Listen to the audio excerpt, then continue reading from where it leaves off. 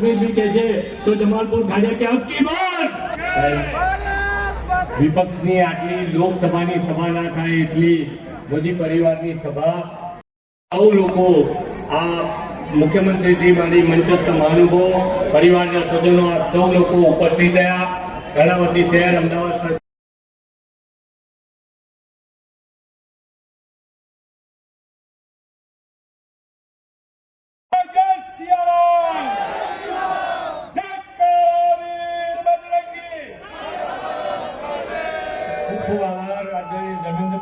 माननीय नरेंद्र भाई नेतृत्व में आयुष्मान कार्ड ना हिसाबे केटली शांति थी सुई सके आयुष्मान कार्ड योजना थी कोई सरकारी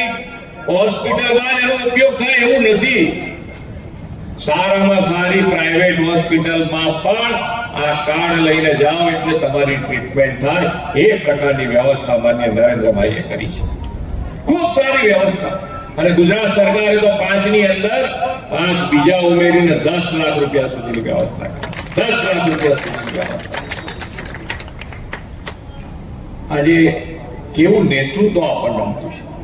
દેશ અને દુનિયામાં આપણું ગૌરવ વધતું જ જાય છે આજે માન્ય નરેન્દ્રભાઈ જેવા નેતૃત્વ મળ્યું છે એટલે આપણને આજે કોઈ બે દેશના યુદ્ધ થતું હોય અને એ યુદ્ધમાં માન્ય નરેન્દ્રભાઈનો એક ફોન જાય અને બંને દેશ યુદ્ધ બંધ કરી દે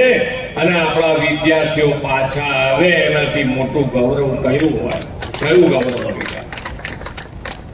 દેશ અને દુનિયામાં માન્ય નરેન્દ્રભાઈએ આપણા દેશનું ગૌરવ ખૂબ વધાર્યું આજે દરેક જણ દેશ અને દુનિયાની બધાની નજર માન્ય નરેન્દ્રભાઈ પર છે કે આજે દુનિયામાં કઈ પણ પરિસ્થિતિ સર્જાય એવી તો એના માટે જો કોઈના ઉપર ભરોસો હોય તો એ માન્ય નરેન્દ્રભાઈ ઉપર છે આજે તે ઇલેક્શન આવે અને ઇલેક્શન આવે એટલે ક્યાંકથી બેરોજગારી તો આવી જાય મુદ્દો બેરોજગારીનો મુદ્દો આવે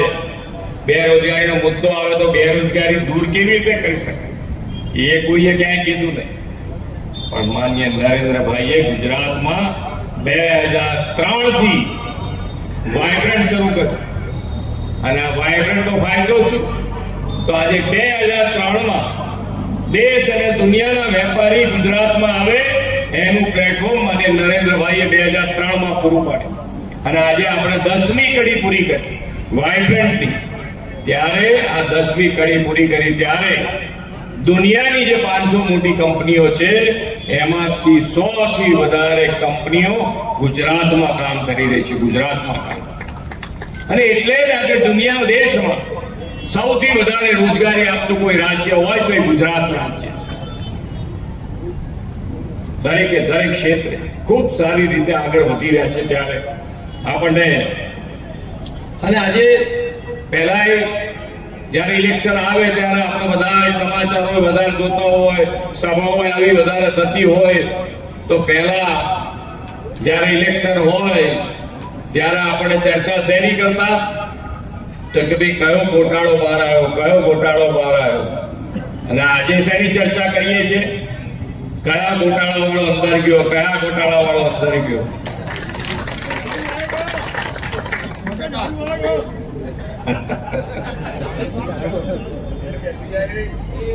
પણ આજે એક દેશમાં જો તો આવક જે કામો થઈ રહ્યા છે જે લેવલના કામો થઈ રહ્યા છે એ બધાનું કારણ શું છે તો કે આજે વેપારીઓ પણ ખૂબ સારી રીતે ટેક્સ ભરી રહ્યા છે અને ટેક્સ ભરી રહ્યા છે એટલે રેકોર્ડ ટેક્સ આવ્યો છે એકલા માર્ચ મહિનાની આપણે વાત કરીએ તો માર્ચ મહિનાની અંદર 1.78 લાખ કરોડ રૂપિયા ટેક્સ આવ્યો 1.78 અને ત્યારે મોટા કામો હતા આ કાશ્મીરમાં સૌથી ઊંચો રેલવે બ્રિજ બન્યો છે બધાને ખબર હશે કદાચ વોટ્સએપ ઉપર કે સોશિયલ મીડિયા ઉપર એની વિગત આવી હશે સૌથી ઊંચો રેલવે બ્રિજ બન્યો છે આજે રેલવેમાં આપણે રેલવેમાં બેઠા હોય ને બ્રિજ પસાર કરવો હોય ને તોય બીક લાગે એટલી હાઈટ છે એ બ્રિજ 35,000 કરોડ રૂપિયામાં બનાવ્યું છે. 35,000 કરોડ રૂપિયા. આવા તો કઈ કામો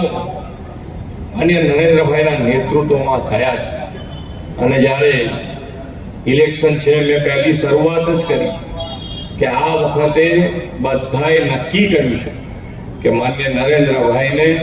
ત્રીજી વખત વડાપ્રધાન બનાવવા છે અને ભારતીય જનતા પાર્ટીને 412 સીટો આપી છે. ત્યારે આપણે સૌ સાથે મળી અને દિનેશભાઈને પણ ખૂબ સારી લીડ, અત્યાર સુધી જે લીડ નાઈ હોય એના કરતા વધારે લીડથી આપણે દિનેશભાઈને જીતાડી અને દિલ્હી મોકલીએ. એ જ અભ્યર્થના. ભારત માતા કી જય. વંદે માતરમ. જય જય ગરીબ.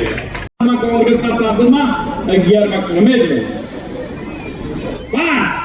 નરેન્દ્રભાઈ મોદીનું શાસન આવ્યા પછી 10 વર્ષના શાસનની અંદર ભારત દેશનું અર્થતંત્ર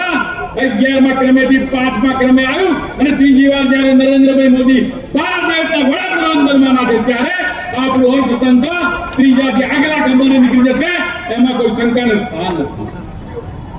2004 થી 2014 સમયગાળા દરમિયાન ભારત દેશના વડાપ્રધાન મનમોહનસિંહ હોવા છતાં પણ ચીન અને જાપાનના વડાપ્રધાનને ખબર હતી કે ગુજરાતના પનોતા પુત્ર અને મુખ્યમંત્રી નરેન્દ્રભાઈ મોદી આવનાર દિવસોની અંદર ભારત દેશની બાગડોર સંભાળશે. ને સાહેબ, ચીન અને જાપાનના વડાપ્રધાન નરેન્દ્રભાઈ મોદીને મુખ્યમંત્રી હોવા છતાં પણ લાલ જાજમ બિછાવીને એમના પ્રવાસે બોલાવતા. ને આજે સાચું નરેન્દ્રભાઈ મોદી હિમાલયની ગોદની અંદર 3 વર્ષ વૃક્ષી તુલ્ય જીવન વિતાવીને આવેલા છે એવો સંત સમૂહ માણસ ભારત દેશને પ્રાપ્ત થયેલો. જે માણસ 24 કલાકમાંથી 20 કલાક વર્કિંગ કરે છે, કોઈ રજા પાડતા નથી. આજે 10 વર્ષ અને ગુજરાતમાં 13, 14 વર્ષ, 22 વર્ષના શાસનકાળ દરમિયાન ક્યાંય એમણે રજા પાડી નથી. જાહેર રજાઓના દિવસે લશ્કરો જોડે, બોર્ડરો ઉપર જોડે એમના પરિવાર સાથે, લશ્કરના પરિવાર સાથે વિતાવતા હોય છે. આ પ્રકારના મુખ્યમંત્રી આપણને વડાપ્રધાન પ્રાપ્ત થયા છે. મારી આપ સૌને હૃદયભરી વિનંતી છે,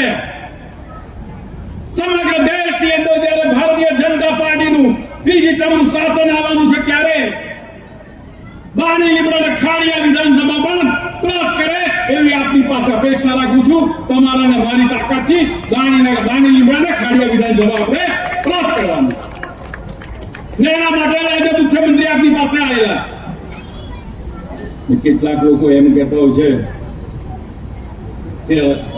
અમે આવું થશે તો આવું કરીશું. એ બધા જ કાન ખોલીને સાંભળી લે.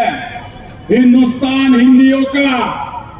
नहीं किसी का बाप का. हिंदुस्तान जाग उठा है, पाकिस्तानियों भारत छोड़ो એ સ્થિતિનું નિર્માણ આજે અહીંયા થયું. છેલ્લે મને એક પંક્તિ યાદ આવે છે, નથી જાણ્યું અમારે પંચસી આફત પડી છે. ખબર છે એકલી કે માતની હાકલ પડી છે. दोस्तों, ये जन्मभूमि, ये कर्मभूमि आवाज उठाती है, उठो जागो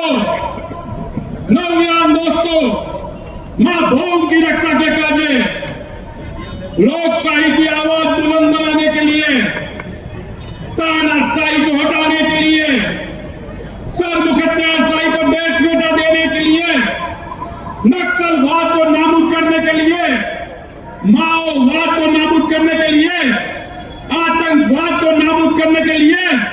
शहरी गरीब आवास योजना पाने के लिए, रोजी रोटी पाने के लिए, विधवा सहाय योजना पाने के लिए, वृद्धा पेंशन योजना पाने के लिए, 370 कलम हटाने का समर्थन के लिए, ट्रिपल तलाक नाबूदी का समर्थन के लिए, राम मंदिर निर्माण का समर्थन के लिए आप आपका वोट भारतीय जनता पार्टी के उम्मीदवार को दीजिए, जिसका निशान है कमल. कमल करेगा कमाल. जिस तरह कादो कीचड़ में से कमल पैदा होता है उसी तरह ये कमल रूपी भारतीय जनता पार्टी हर एक घर के कोने कोने में, हर एक गांव के कोने कोने में उनकी खुशबू फैलाएगी। आप भी कमर के निशान पे मोहर लगा के भारतीय